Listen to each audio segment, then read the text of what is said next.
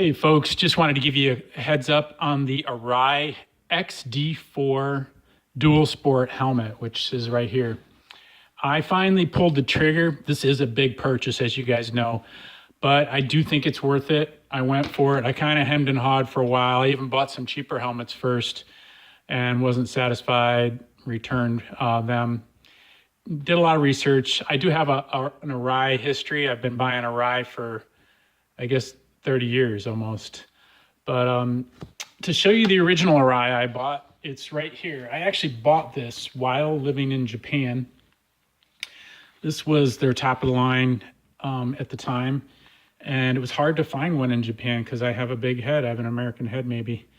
And I found this helmet because I was over in Japan for a little while, riding through Tokyo. And I picked this helmet up. Obviously, I just added this because I turned it into a motocross helmet. This thing is like a 1992, though. I know these things expire or wear out. I actually been using this the entire 20 some odd years and just recently replaced it within the last 2 years. But then when I started riding off-road again, I just threw this visor on it and used it as an off-road helmet just because, I took really good care of it, but I'm sure it's dated and worn and maybe a little bit risky to ride with. But I had it shield on there forever, but then I replaced it with this, which is a gorgeous helmet. And these damn things are expensive. I think this approached $900. It was 800 and something. And I think I got it from Revzilla. I'm going to put a link down below where I bought my latest Arai, but I bought this within the last 2 years. And this is the Corsair X, as you can see, and I bought an XL. I guess I got a little bit of a bigger head, but I do not want my head getting squeezed into a headache. So sorry about the bugs. I haven't cleaned it since my last ride, which normally I should clean it right away. To clean these things, I recommend you put like I put a tissue on here and I mist it with water and let it soften up the bugs, and then I wipe it off and keep it simple. But it's a great helmet, super comfortable. It's like a luxury mobile, this thing.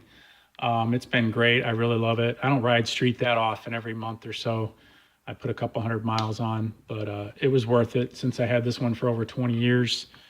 I figured it's a good investment. I did think about other helmets to try to save money, but in the end, comfort was everything for me. And I'm gonna keep it longer than maybe they recommend you keep it. It's probably be a helmet lasts me another 15, 20 years probably.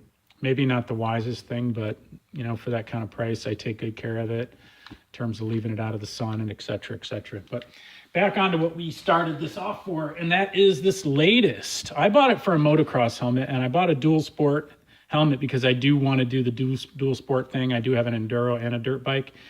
It's been great. I have to say this area is a little bit small for goggles, but I did find some goggles, and I'll put a link below. I'm going to put a link below for this helmet through Amazon and a reseller there, and I'll put a link through some goggles that I got. I think they were called guard dog goggles. They were small enough to fit in there really well. I didn't keep them because I don't really need them. I use sunglasses just because I don't ride hardcore and I don't really follow anybody shooting any roost or anything. And it does have this shield, which I tinted myself with actual window tint, which may or may not have been a good idea. You can buy tinted shields. You can buy tinted skins that go on the inside, which my other street bike helmet has a clear skin on the inside. It's some sort of silicone skin to prevent fogging. But this helmet's been awesome. Again, it's actually not quite. It's pretty expensive. I got it on sale for like $601, but usually they're about $665, right around there. But it's not quite as luxury as the Street Corsair X, but it's damn close. Maybe they had to make it a little more utilitarian inside just for the sweat and motocross aspects. I don't know. Who knows? Maybe it's because it's less expensive than the Corsair X, but it's pretty much the top of the line in terms of Arai's off-road helmets. I mean, you can buy a full motocross helmet, but I did want this shield for when I do the enduro thing or adventure bike thing, just to block highway speeds and maybe rain and things like that if I get caught. But I've just been leaving this shield up. I tried it in the beginning. It's just too darn hot here in South Florida. So I do just revert to the sunglasses. I tried goggles, and to me, they just hold too much heat in and kind of bug my face. They pinch my nose and cut off some of my breathing. So I really couldn't find the right goggles for me. I could have modified those guard dog ones to sit up on my cheeks a little better to stop pinching my nose. But I went and just returned those and went back to sunglasses. These have some good vents. You can see these.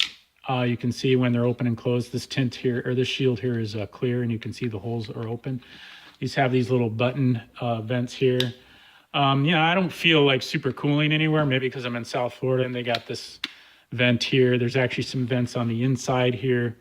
These little jobbers, which to me are kind of a waste of time.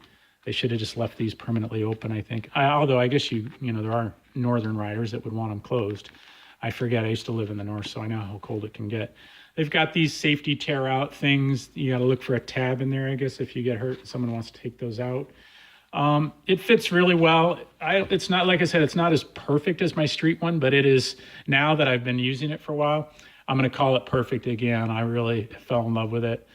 It's a lot of money again, but I don't buy these things often. And I figured, what they say, if your brain's worth it, your head's worth it, then you probably should invest in a decent helmet. And like I said, I tried 2 or 3 other cheap helmets first, and I just couldn't get comfortable.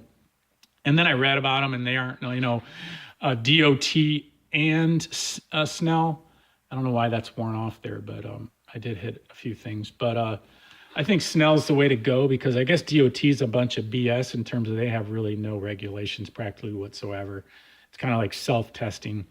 So you do want, I believe, to go Snell, especially if you're going to be getting onto the road and higher speeds. But, you could hit a rock or a tree out there in the bushes in the off-road. So you want quality there too. So I figure I got a tough shell. I got some excellent padding, and comfort is my first priority. And these quality helmets give you the comfort. So I say go for it. If you're hemming and hawing, I know it's a big expense. It's a killer expense. I hated it. And it literally took me months to pull the trigger on this thing just because it was so expensive. But go for it. You won't be disappointed. The sizes seem very true in my experience. Both of these street and this one are XLs. I do not like my helmets fitting super tight. And I don't believe in the fact that they, really conform. And this is more of an oval shaped helmet. That's another reason I bought it. I guess I have an oval shaped head. And so the other ones tend to squeeze me front to back, and I can't deal with the headaches it develops. I don't want to get into that.